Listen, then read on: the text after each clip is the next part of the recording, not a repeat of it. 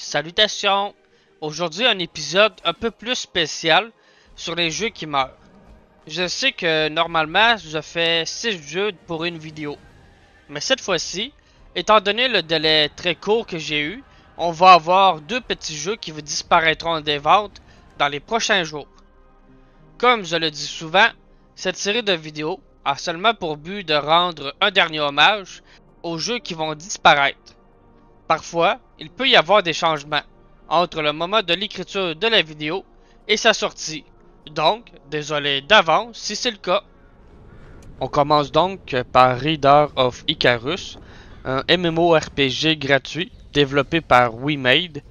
Il est sorti pour la première fois en juillet 2016 sur Steam. Le jeu propose une expérience unique en permettant aux joueurs de capturer et de chevaucher des créatures volantes, comme par exemple des dragons, pour combattre à la fois au sol mais dans les airs. L'histoire de Rider of Icarus nous plonge dans un monde qui avait été ravagé par une entité maléfique. Les races les plus prospères ont dû forger une alliance pour se battre contre cet ennemi. Grâce au pouvoir de la déesse, ils ont réussi à repousser la menace, mais à des prix très lourds. Cependant, là où que notre histoire commence, la paix est de nouveau menacée.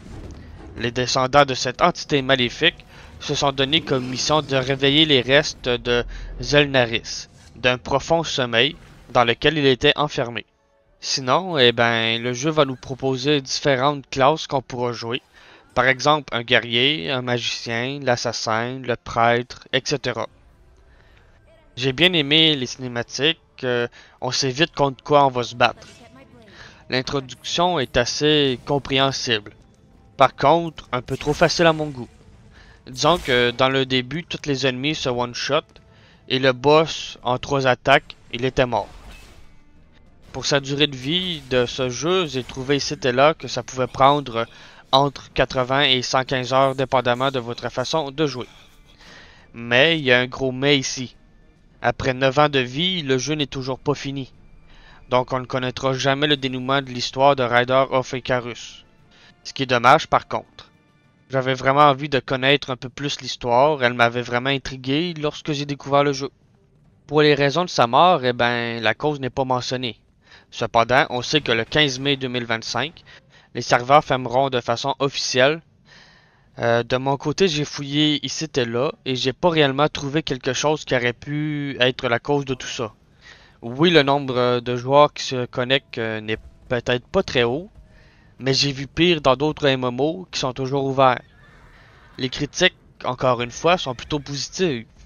Fait que la communauté aimait quand même le jeu. Sinon, ça semble pas être rempli de bugs ou quoi que ce soit. L'histoire est aussi intéressante, donc je sais vraiment pas quoi vous dire sur les véritables raisons de sa fermeture. Étant quand même connu comme jeu, si jamais vous souhaitez partager en commentant votre expérience avec le jeu, n'hésitez surtout pas. Le prochain jeu qui va disparaître, c'est Z, un jeu narratif en solo développé par From Our Way Game et qui est sorti le 4 juin 2019. C'est un jeu qui se joue aussi bien sur PC que via un casque VR. Il va nous plonger dans un univers étrange, presque comme dans un rêve, et qui va nous faire réfléchir sur la vie et les souvenirs du personnage. Le jeu va venir nous raconter l'histoire d'une artiste vieillissante, perdue dans ses souvenirs et sa créativité déclinante. On va explorer ses pensées, ses regrets et tout plein d'autres moments vécus dans sa vie. Le jeu est très axé sur l'émotion, la narration et aussi l'exploration. On aura des énigmes à résoudre, mais pas trop compliquées non plus. Pour son gameplay, il est assez simple. Il n'y aura aucune énigme très dure à résoudre comme j'ai dit. C'est rien au point de vouloir chercher les réponses sur internet. Ça reste un jeu qui se joue très bien un vendredi soir. Ça frôle un peu le Walking Simulator, mais sans trop pousser non plus. Oui, le jeu va rester court avec une durée de vie de 3 heures, mais il vaut le coup. Actuellement, il y a une vente finale avec un rabais de 94%, donc pour 1,40, c'est vraiment pas cher. En plus, si vous êtes un chercheur de succès, le jeu va inclure 13 succès simples à obtenir. C'est le genre de petit jeu qui me fait toujours de quoi de voir disparaître parce que ce sont des petits développeurs qui apportent vraiment quelque chose d'unique à leur jeu et non comme qu'on voit souvent des grosses boîtes avec aucune prise de risque et des jeux usinés à la chaîne qui doivent sortir à toutes les années. Donc, si vous comprenez l'anglais, puisque oui, le jeu est seulement en anglais, je vous le conseille fortement. Pour les raisons de son retrait, eh ben, il est dit qu'ils sont une petite équipe indépendante et ne disposent pas assez de ressources pour maintenir le jeu à jour.